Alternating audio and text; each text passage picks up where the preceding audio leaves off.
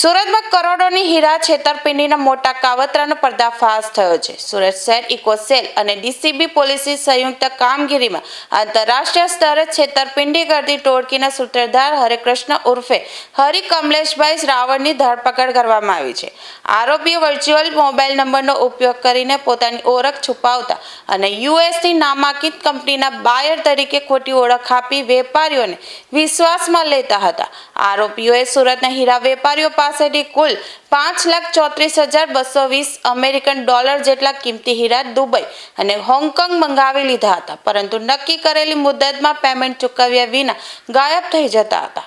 આ સમગ્ર મામલો ત્યારે સામે આવ્યો જ્યારે પીડિત હીરા વેપારી સંજયભાઈ ગોટીએ પોલીસમાં ફરિયાદ નોંધાવી હતી. આ ફરિયાદના આધારે ડીસીબી પોલીસ સ્ટેશનમાં ભારતીય ન્યાય સંહિતાની કલમો હેઠળ ગુનો દાખલ કરી તપાસ શરૂ કરવામાં આવી હતી. આ કેસમાં પોલીસ અગાઉ 4 આરોપીઓને પકડી ચૂકી છે, જેમાં નિકુંજ આંબલિયા, મિતુલ ગોટી, અનુજ શાહ અને ચેતન સાગરનો સમાવેશ થાય છે.